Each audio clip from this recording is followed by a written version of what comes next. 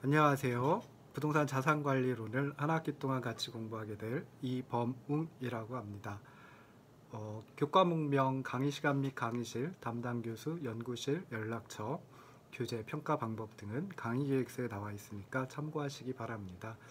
특히 교재는 이제 주교재와 부교재 두 가지를 지금 생각 중인데요.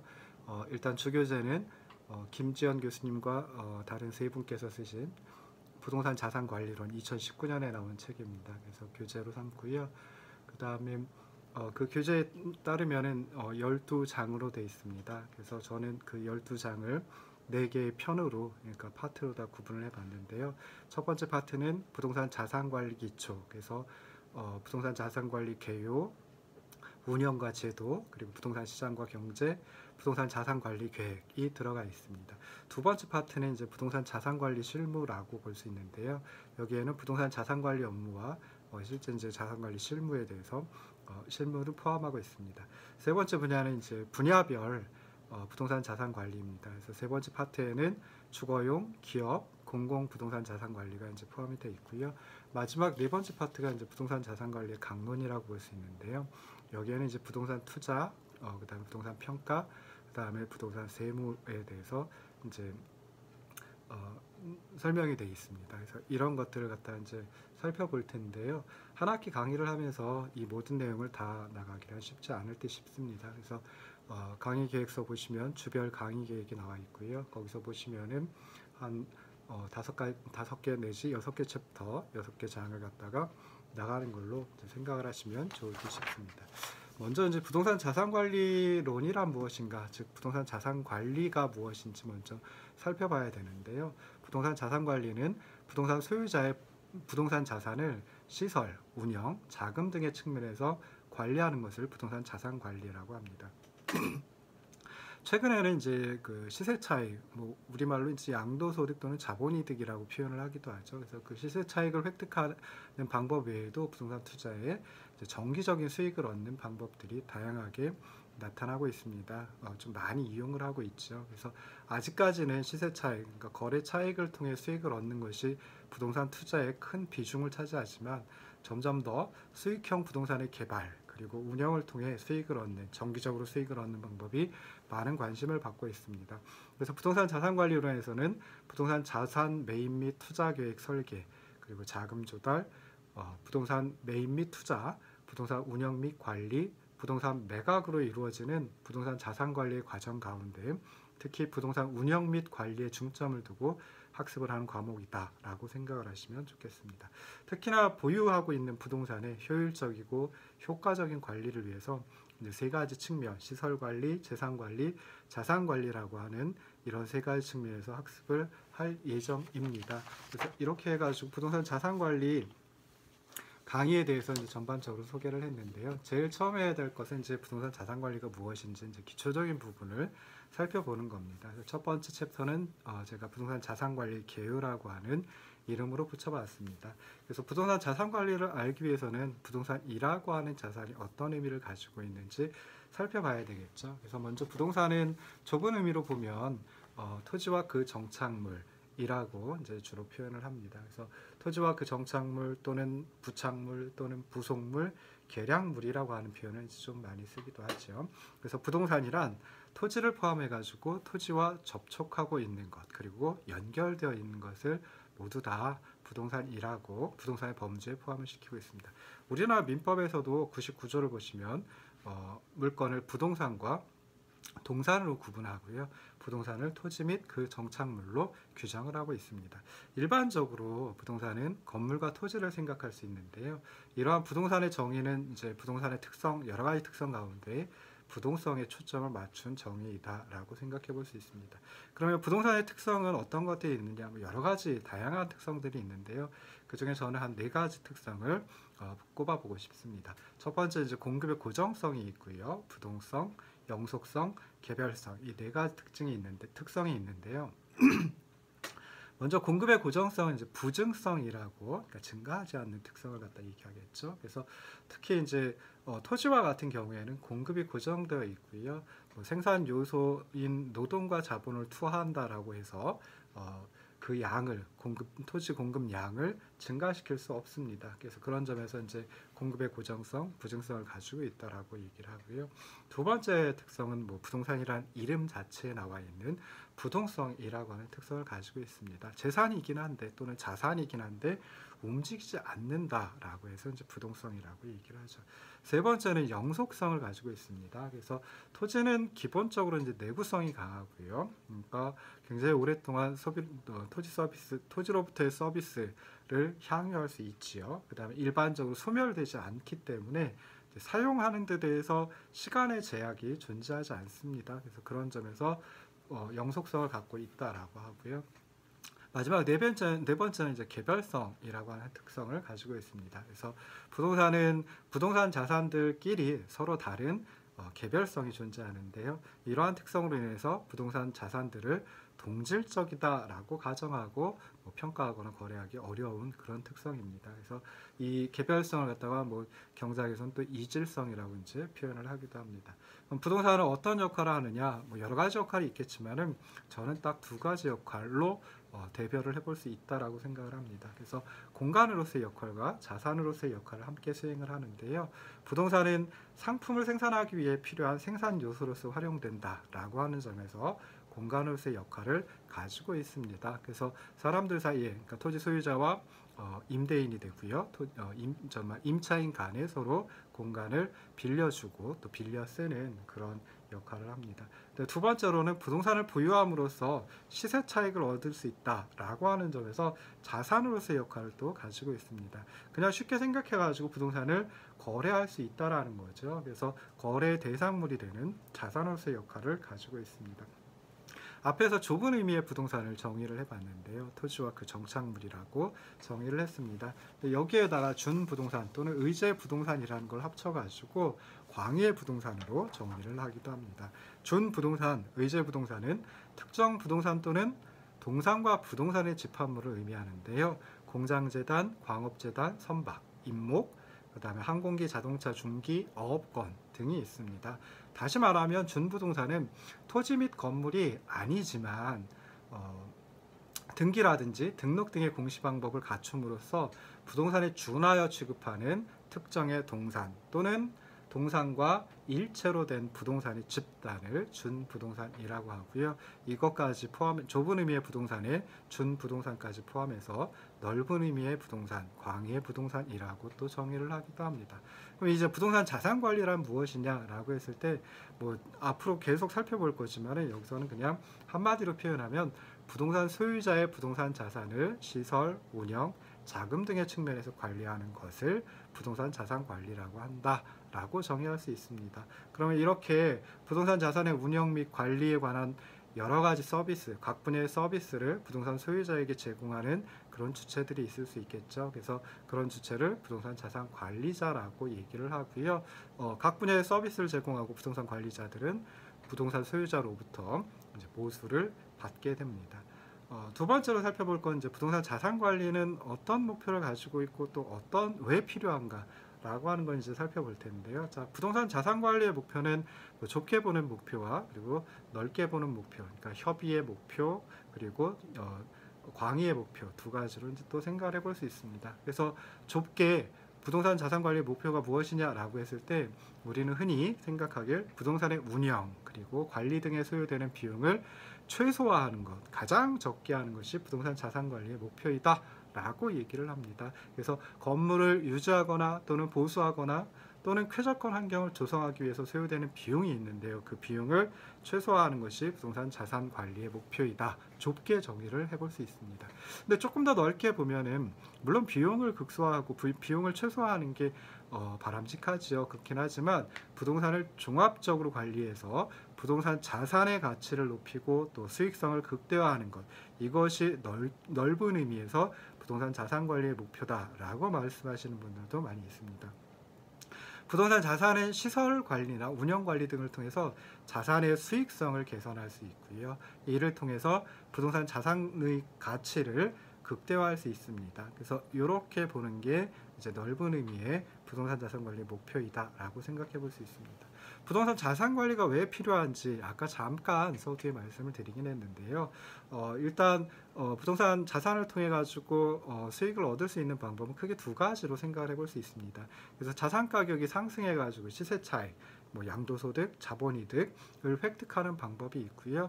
그 다음에 임대를 통해 가지고 정기적인 수익을 얻는 방법이 있을 수 있습니다. 그래서 뭐 정기적인 수익을 얻기 위해서는 뭐 주택이라든지 상가 그리고 오피스 등을 갖다 이제 임대하고 그 임대료를 얻는 그런 방법이라고 생각해 볼 수 있겠죠.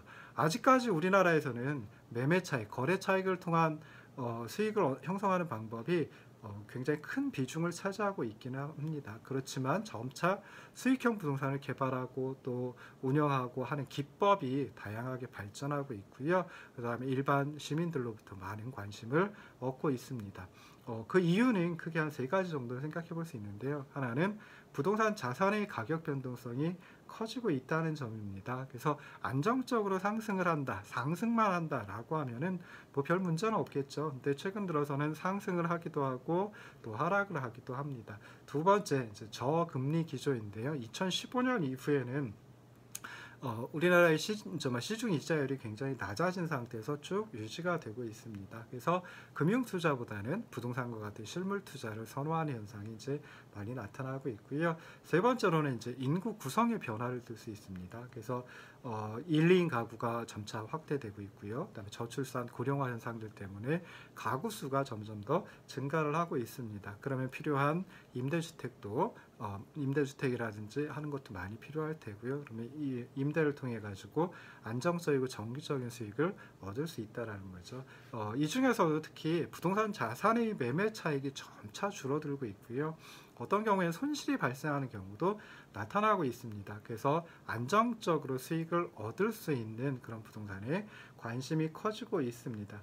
다시 말해서 시세 차익보다는 정기적인 수익을 선호하는 현상이 나타나고 있다는 거죠. 그래서 부동산 자산 관리와 관련된 기법들이 점점 더 전문화되고 있고요. 부동산 자산 관리 서비스를 전문적으로 다루는 회사들이 많이 나타나고 있습니다. 부동산 자산관리 회사는 뭐 사실 외국에서는 한 100여 년 전서부터 시작해가지고 발전이 이루어졌는데요. 오래전부터 이제 타인의 부동산을 전문적으로 위탁 관리하는 회사들이 많이 있습니다. 그래서 부동산 자산관리 회사들은 부동산 소유자와 또 투자자의 부동산 자산을 효율적으로 운영하고 그래서 수익을 향상시켜주고 그 수익의 일부를 수수료로 얻고 있습니다. 부동산 자산관리 분야는 크게 한 세 가지로 구성되어 있는데요. 시설관리, 재산관리, 자산관리 이 세 분야로 살펴볼 수 있습니다. 그래서 시설관리 분야에서는 부동산 자산의 시설에 대한 건축, 정기 점검, 소방, 안전, 미관 등을 관리하는 것이고요. 재산관리 또는 이제 부동산 관리라고 얘기를 하기도 합니다. 그래서 재산관리 분야에서는 재무 및 회계를 이용해 가지고 부동산의 수익성을 판단하고 그다음에 부동산 임대 사업의 효율성을 높여 가지고 수익을 향상시키고자 하는 분야입니다. 마지막으로 자산관리 분야는 부동산을 다른 금융자산처럼 하나의 자산으로 판단해 가지고 포트폴리오의 관점에서 자금의 조달 그리고 부동산의 자산 평가를 수행하는 이제 분야인데요. 수익성 및 자산 가치 극대화를 이제 목표로 하는 분야이다라고 생각해 볼 수 있습니다. 그래서 외국의 부동산 자산 관리 회사들도 처음에는 시설 관리 분야서부터 시작을 해가지고 점차 재산 관리 그리고 자산 관리의 영역으로까지 이제 확대되고 있다라고 생각해 볼 수 있습니다. 최근에는 이제 우리나라에서도 외국의 부동산 자산 관리 회사와 같이 전문적으로 분야를 나누어 부동산 자산을 관리하는 그런 회사들이 많이 나타나고 있습니다. 그렇지만 아직까지 우리나라는 부동산 자산 관리 회사를 설립하기보다는 경험이 많은 개인들이 주로 업무를 수행하고 있고요. 최근 들어서 부동산 관리를 전문으로 하는 회사들이 속속 등장하고 있습니다. 그런데 아직까지도 대부분은 시설 관리 수준에 머무르고 있는 현실입니다. 이런 부동산 자산 관리 과정을 크게 한 5가지로 살펴볼 수 있는데요. 첫 번째는 이제 부동산 자산 매입 투자 계획을 설계하는 그런 과정이 있고요. 두 번째는 자금을 조달을 해야 되겠죠. 그리고 세 번째로 실제로 부동산을 매입하거나 투자를 하는 그런 과정이 있고요. 네 번째, 부동산 운영 및 관리라고 하는 과정이 있고, 마지막으로 이제 부동산을 매각하는 과정이 있습니다. 우리가 초점을 맞추는 것은 네 번째 과정인 부동산 운영 및 관리에 초점을 주로 맞추고 있는데요. 이 5가지 과정 모두 다 이제 중요하기 때문에 조금씩은 정말 다루려고 합니다. 그래서 각각의 과정에 따라서 각 분야에 맞는 어떤 체계적인 의사결정 시스템이 필요하고요. 그렇기 위해서 부동산 자산 관리자가 존재한다라고도 생각해 볼 수 있습니다. 첫 번째 과정은 부동산 자산을 매입하고 그다음에 투자하는 계획을 설계하는 그런 과정입니다. 일반적으로 부동산을 매입하거나 투자를 하고자 할 때는 구체적인 계획을 아주 정밀하게 이제 설계를 해야 됩니다. 그 이유는 크게 2가지가 있는데요. 하나는 부동산 자산이 고가라고 하는 겁니다. 그래서 우리가 일상적으로 매입하는 그런 자산들보다 이 부동산 자산은 가격이 또는 금액이 상당히 높다라고 생각을 해볼 수 있고요. 두 번째로는 부동산 투자는 투자 기간, 투자를 해가지고 나중에 수익을 회수하는 기간, 그 투자 기간이 상대적으로 깁니다. 그렇기 때문에 구체적이고 세부적이고 정밀한 그런 계획이 필요하다라고 생각을 해볼 수 있습니다. 그래서 매입을 한다라고 하면 어떤 건물을 얼마에 매입하여 어떻게 수익을 얻을런지 이런 것들을 이제 정교하게 계획을 짜야 될 테고요. 그다음에 부동산을 신축해가지고 투자한다라고 하는 경우에는 어떤 부지를 얼마에 매입해서 그러니까 어떤 건축물을 만들어야 될런지 그런 구체적인 계획을 설계하는 과정이다라고 생각해 볼 수 있습니다. 이렇게 부동산을 매입하거나 건축을 한다라고 하면 당연히 소요되는 자금이 막대하겠죠. 그래서 그 자금을 부동산 자산을 매입하거나 신축하기 위한 자금이 이제 필요합니다. 그래서 자금을 조달하는 방법은 크게 2가지가 있습니다. 그래서 첫 번째로는 이제 자신의 자금을 갖다가 이제 자기 자본이라고 표현을 하고요. 자신의 그 어떤 가지고 보유하고 있는 이제 화폐 자산을 통해 가지고 이제 자기 자본으로다가 자금을 조달할 수 있고요. 은행이나 아니면 다른 이들로부터 이제 빌리는 자금도 있습니다. 그놈은 이제 타인 자본이라고 하죠. 그래서 이렇게 자기 자본과 타인 자본을 통해 가지고 자금을 조달할 수 있는데요. 자기 자본으로만 사업을 시행한다라고 하면은 고가의 부동산을 매입하기에 좀 부담이 상당히 클 수도 있습니다. 반면에 이제 타인 자본을 많이 사용한다라고 하면 그거에 따른 이자를 지급을 해야 되는데 그것이 또 이제 큰 부담이 될 수도 있습니다. 그래서 자기 자본 얼마 그리고 타인 자본 얼마 뭐 좀씩 섞어가지고 이제 자금을 조달하려고 할 텐데요. 그 자금 조달에 대한 계획을 철저히 검토하고 수익성을 정밀하게 분석을 하는 과정이 2번째 과정이다. 2번째 자금 조달 과정이다라고 생각해 볼 수 있습니다. 세 번째는 이제 실제 부동산을 매입하거나 뭐 신축을 한다든지 하는 과정이 되겠죠. 그래서 부동산 자산을 매입한다라고 하면 그때는 부동산 자산의 가격이 적정한지에 대한 평가가 필요합니다. 해당 부동산이 얼마만큼의 가치를 가지고 있을까라고 하는 것은 이미 매입하거나 투자 계획을 설계할 때 이제 산출을 해내겠죠. 그래서 매입하는 요 3번째 과정에서는 해당 부동산 자산이 산출된 자산 가치에 비해서 고평가되어 있는지 또는 저평가되어 있는지 분석을 해야 됩니다. 그리고 2번째로 이제 생각해 볼 수 있는 건 매도자와 어떻게 협상을 해가지고 서로의 이해관계를 잘 해결하고 조정하고 그래서 거래를 할 수 있을런지 매입을 할 수 있을런지 살펴봐야 되고요. 3번째 좀 간과하기 쉬운 게 취득세 등의 세금 그리고 소유권에 대한 등기 뭐 이런 행정 절차가 또 쉽지 않습니다. 그래서 이런 부분도 이제 정말 잘 살펴보고 부동산을 매입을 해야 됩니다.